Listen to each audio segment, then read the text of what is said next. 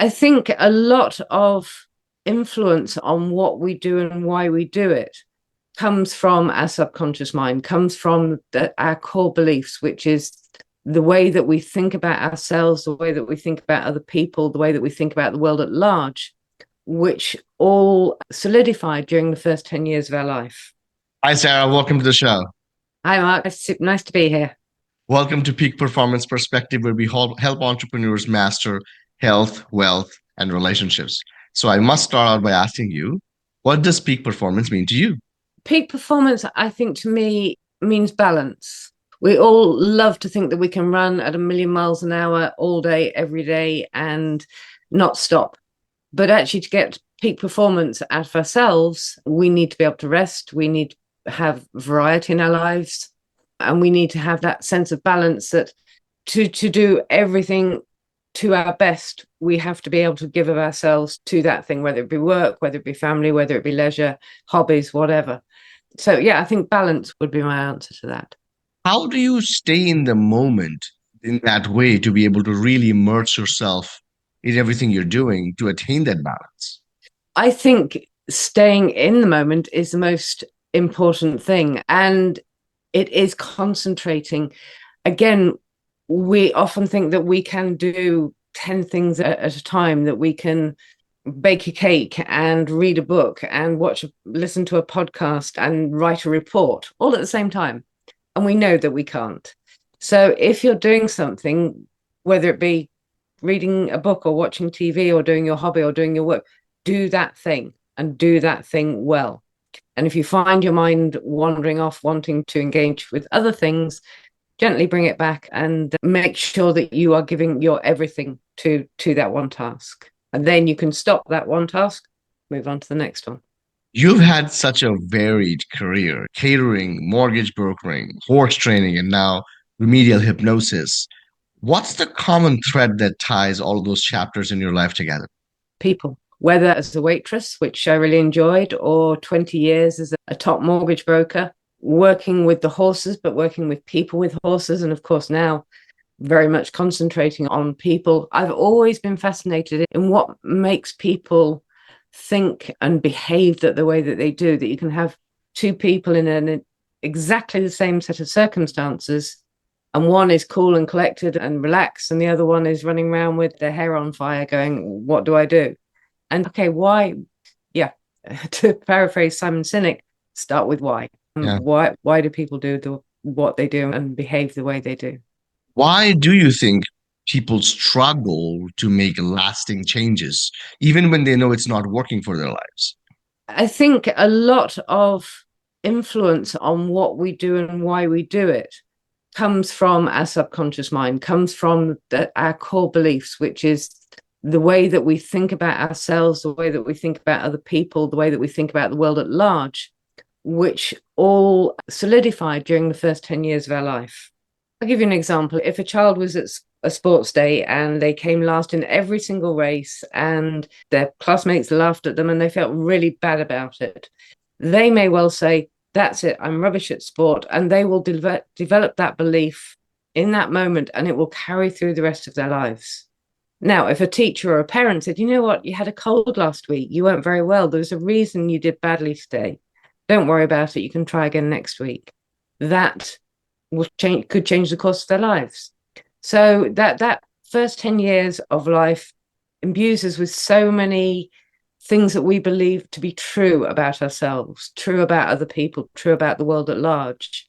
And if we believe them to be true, then we don't have a reason to question them later in life unless an opportunity comes up. I work a lot with people who have a fear of spiders. And we all know that unless you live in Australia, most places, there's no reason to be afraid of spiders. But if mother or grandmother or father or grandfather say, oh my God, there's a spider, you need to be safe when you were little, that is immediate, that I need to be scared of spiders. And that will carry on throughout your life.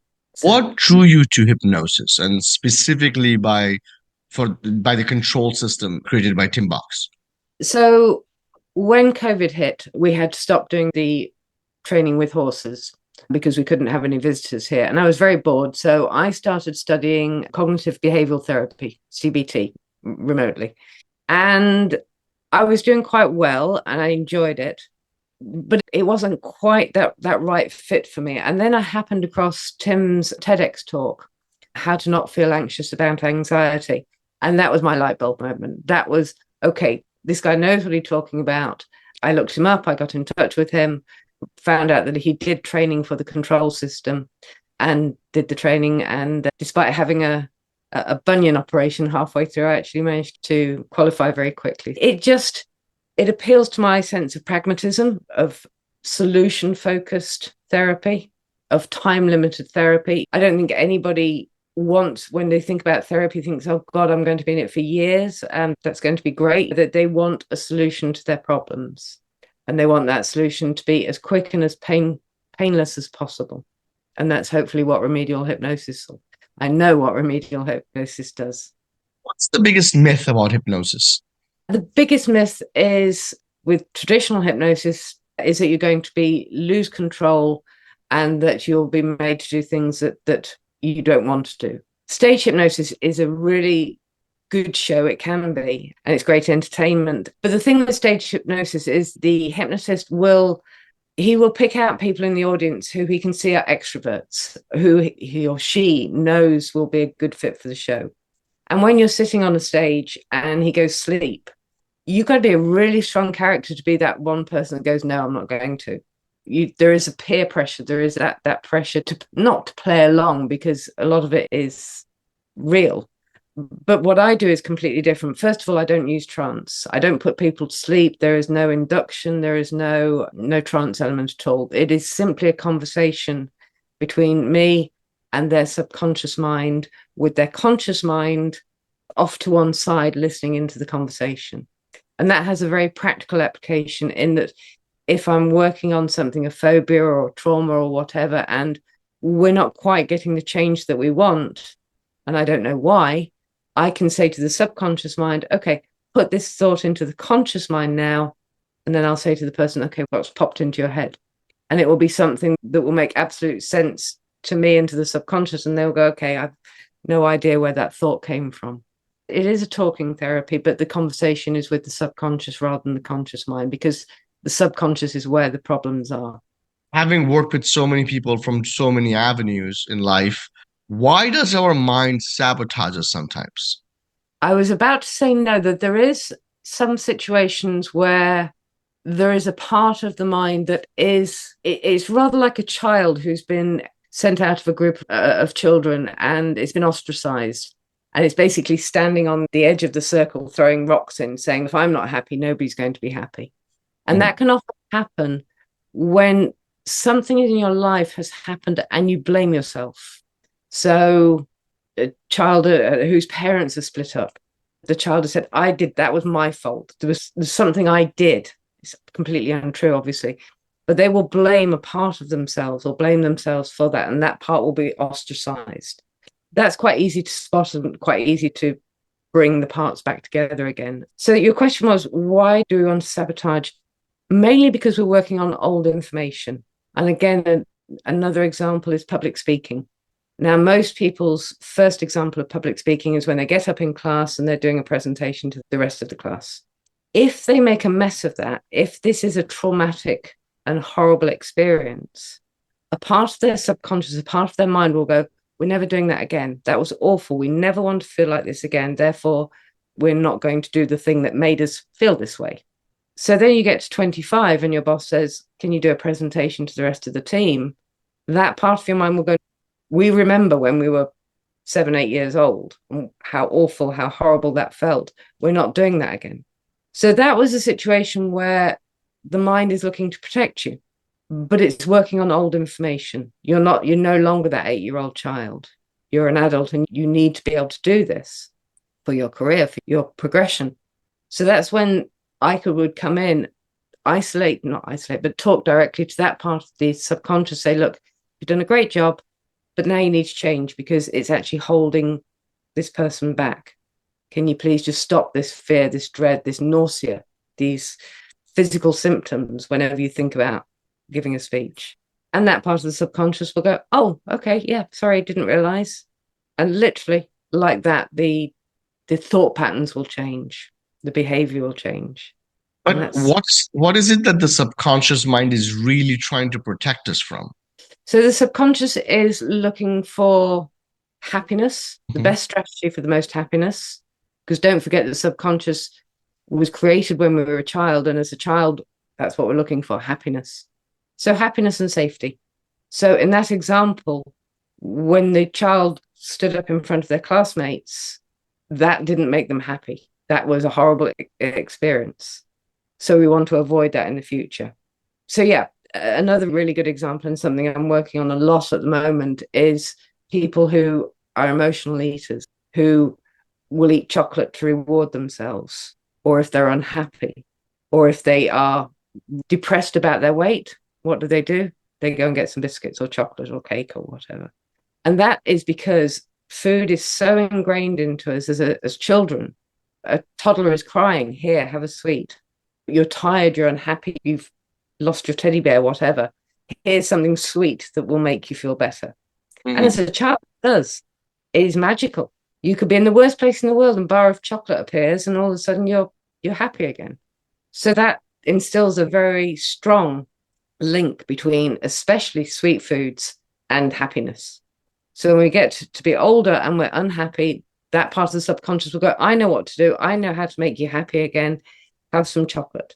Again, it's got the right idea, but it's not kept up with who we are and what we want to be. It's a little bit like your computer system. You had bits of your computer that would do things and now they're outdated and you need to sweep that away and install updated commands that will help you now. So the subconscious is never trying to hurt you.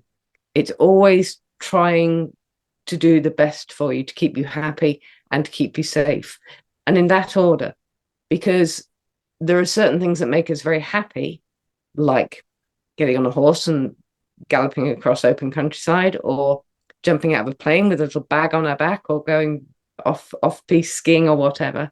Those things are not inherently safe, but they make people very happy. So the subconscious desire for safety can be overridden by happiness. And sadly, the reverses are often, it can be true as well.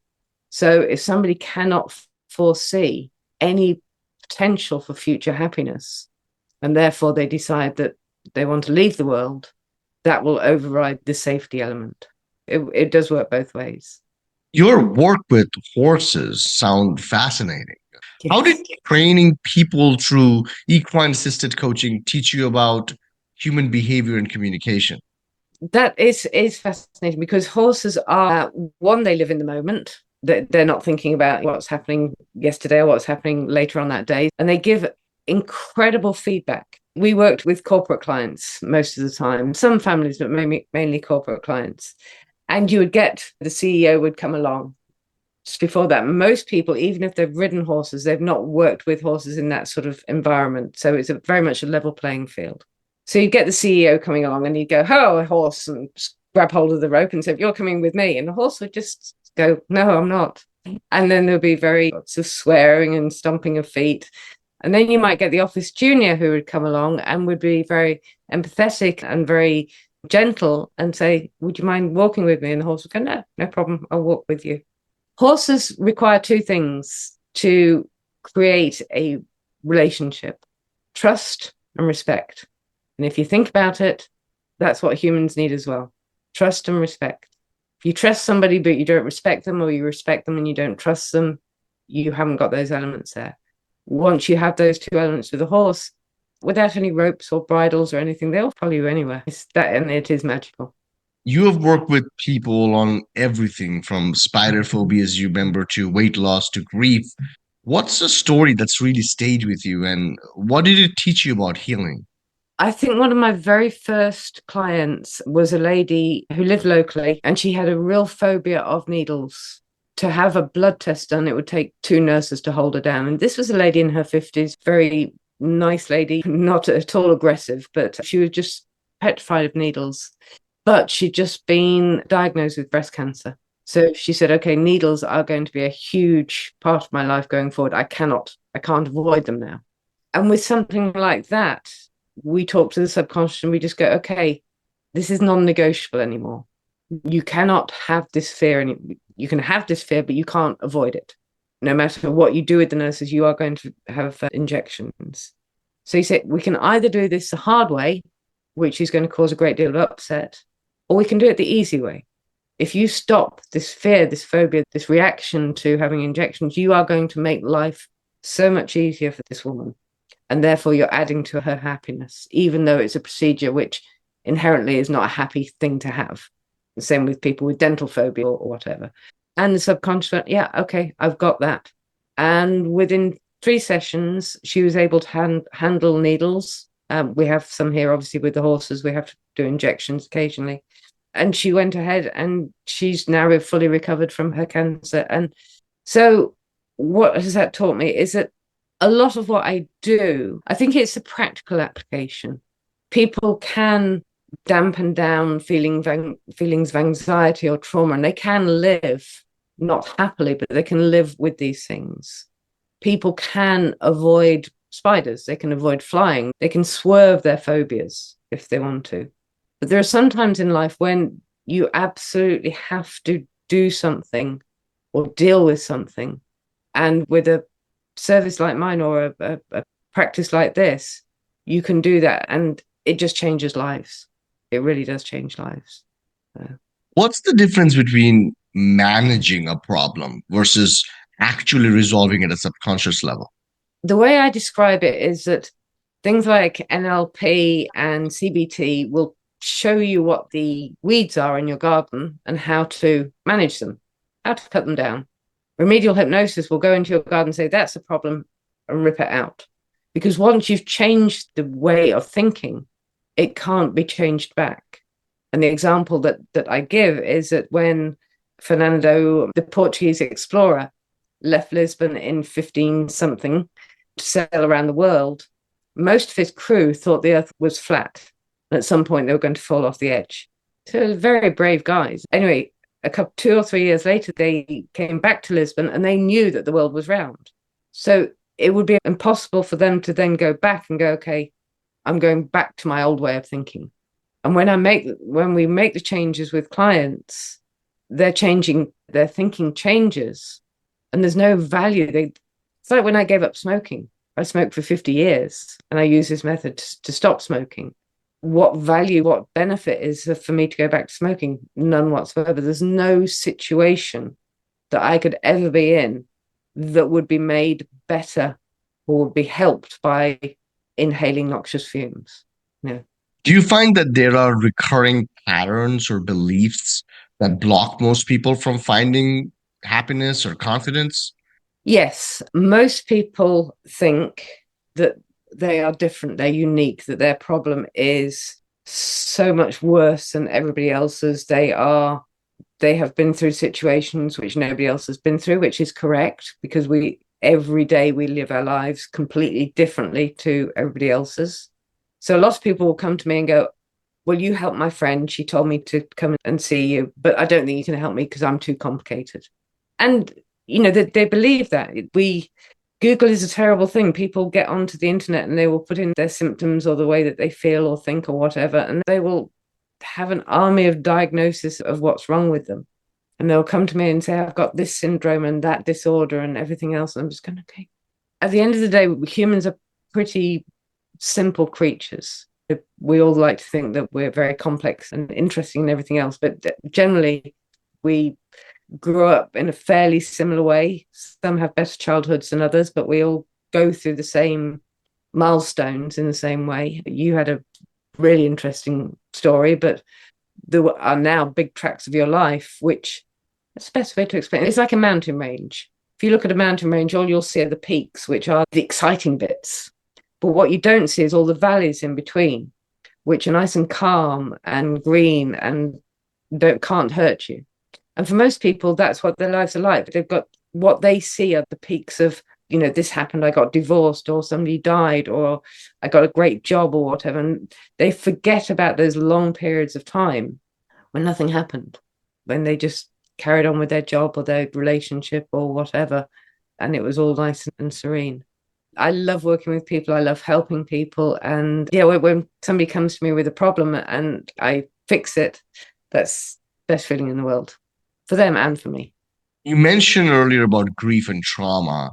How do you approach these delicate situations, which still make space for healing and forward movement? Because a lot of people are so emotionally attached to their trauma sometimes. Yes. And there's a very good reason for that.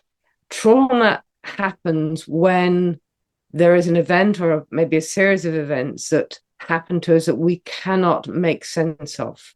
And often it's childhood trauma when we don't have the ability to rationalize it. But let's stick with something fairly straightforward, like a car accident.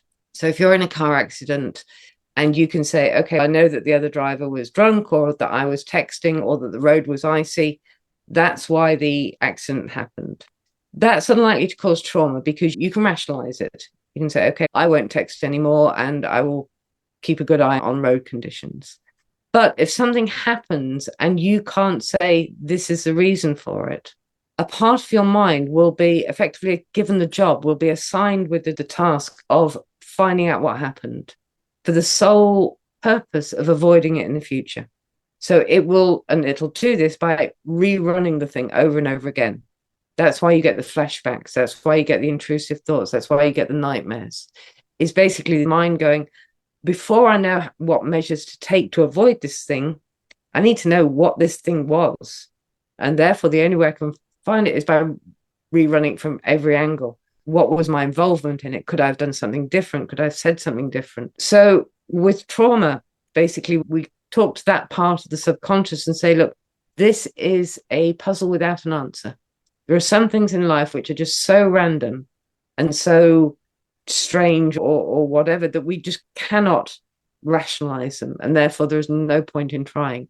The only thing we can do, which will help, is leave it in the past. And again, bearing in mind that the subconscious always wants you to be happy and this is not making you happy, it will go, okay, that's fine. I'll put it to bed. I had a lady who'd, as an adult, had 3 very traumatic incidents, one after the other, all completely unrelated. And again, there was nothing she could have done about it. It was other people, and there was a fire, lots of forest fires here in Portugal. And afterwards, she said it was though she could reach for these things, but they just slipped out of her hand. She said it's like they're covered in oil. They can't hurt me anymore.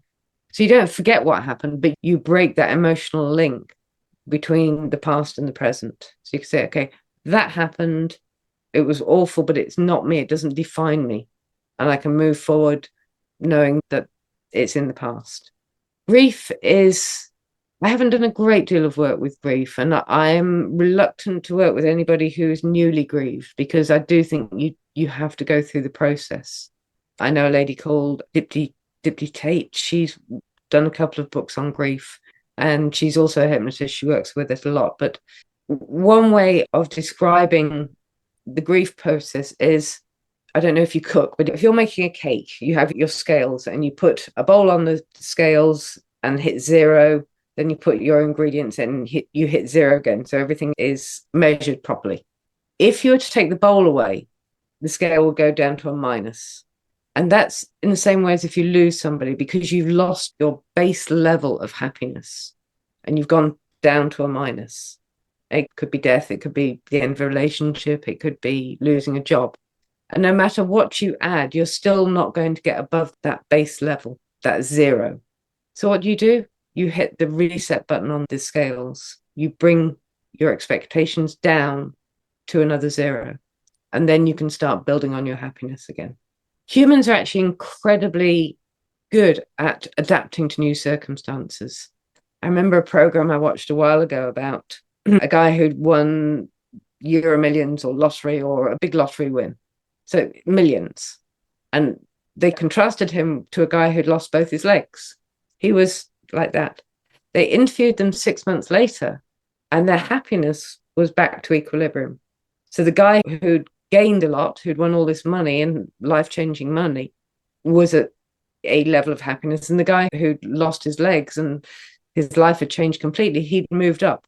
So with both good and bad, we tend to adapt very quickly to what our new normal is.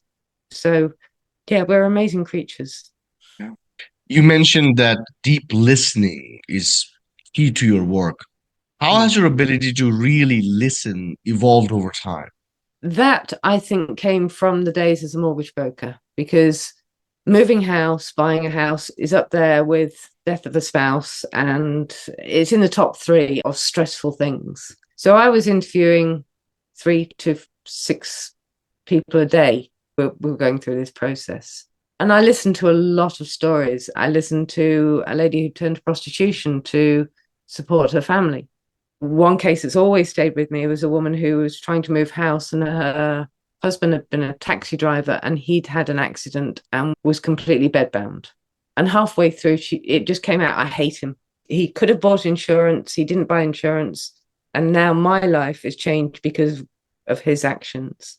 And God love her, I don't know what happened to her in the end. People, it's probably like being a bartender or a taxi driver or a hairdresser. You hear stories, you're one of those people that people just want to tell their story to.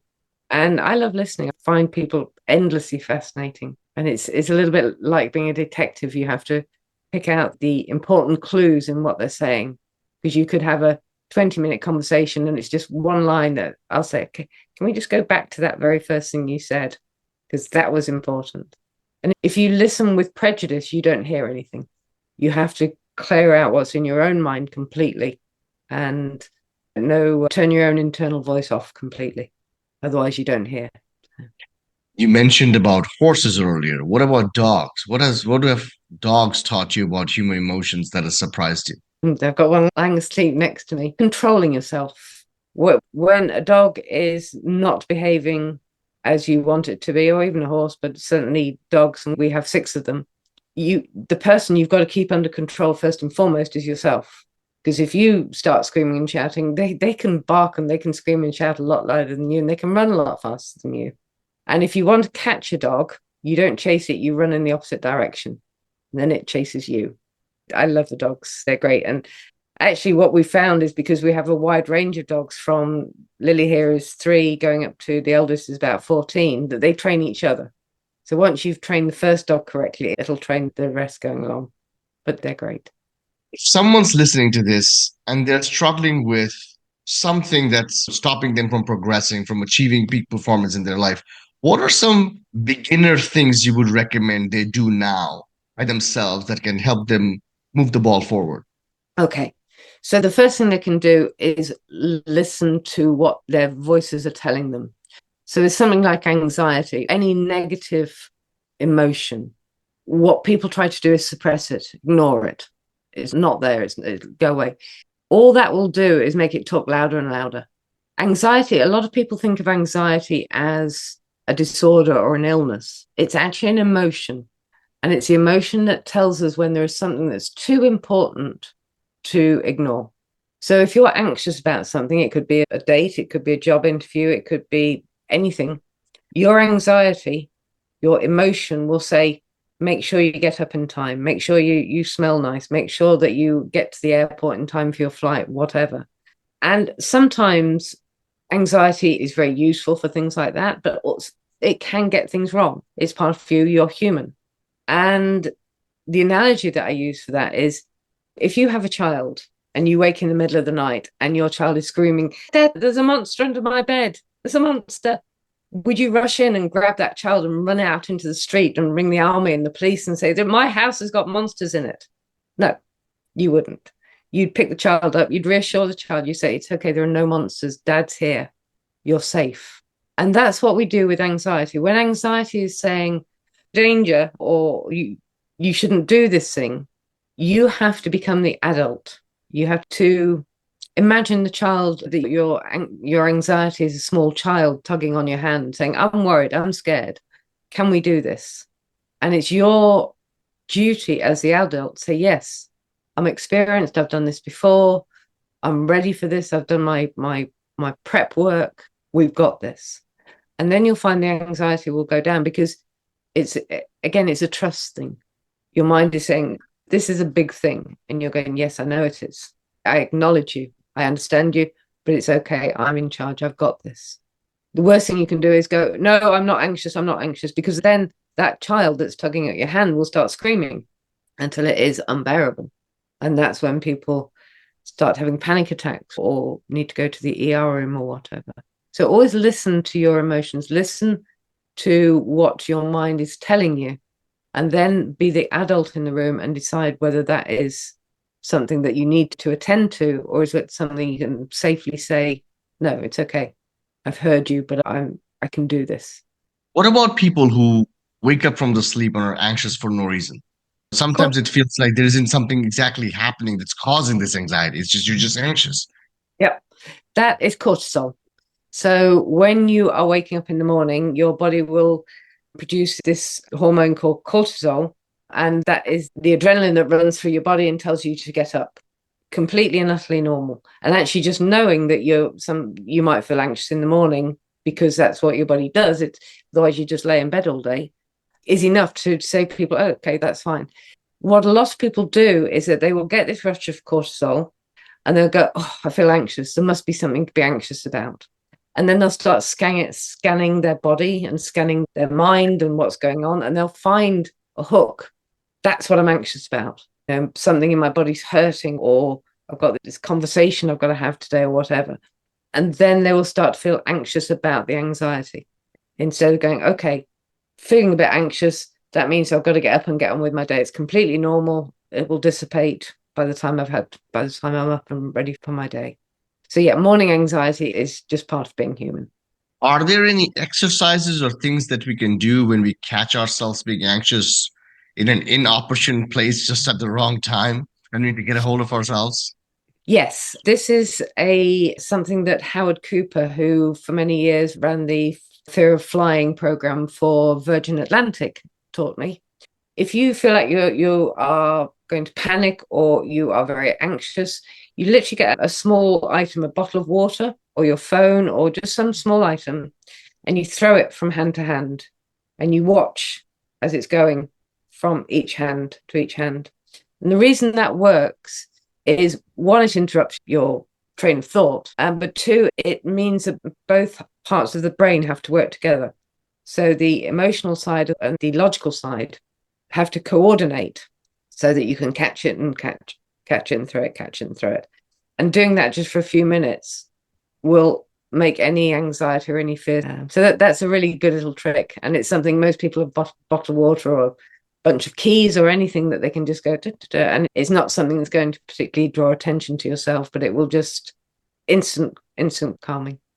In a world of ChatGPT and Google, where we're Googling all your symptoms, you're bringing life experience into this, along with specific training that helps with some of these debilitating conditions that people suffer from. You're dealing with grief, anxiety. Sometimes these are baggages that we carry with us for years and years. And the fact that you are able to help these resolve in as little as 3 sessions and Yes. liberate somebody is nothing short of a miracle and a gift to mankind. Tell us a little bit about where people can find you and how they can work with you. Yeah, sure. So what's really important to say is that I always start with a free initial consultation. This type of therapy doesn't work for everybody. There's about 10 to 15% of the population that just don't respond for whatever reason. So it's really important to make sure of two things. One, that I can work with the issue that somebody's come to me with. And secondly, that their subconscious is willing and able to talk. So during this 1 hour consultation, it may be that people decide not to go ahead, or I say, look, I can't help you. But they will have learned a lot about themselves in that hour. They will go away knowing more than they did at the start. So there is some value in there. But people can contact me through my webpage, which is outofchaostherapy.com. I'm on Facebook, on LinkedIn. I'm not, being a little bit older, on things like TikTok or loads of other stuff, but Facebook and LinkedIn is where you can find me, or my webpage. And for any listeners who want to talk to me, there's a 20% discount for your listeners, for your audience. So, Awesome. Thank you and so much, Sarah.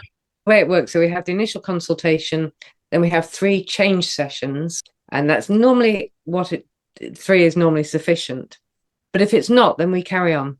If we decide to work together, we end when the work ends. And so if that takes 2 sessions, great. If it takes 5, then it takes 5. There's no additional charge. We carry on until we do. And the last session is a really interesting one because I teach people how to talk to their own subconscious.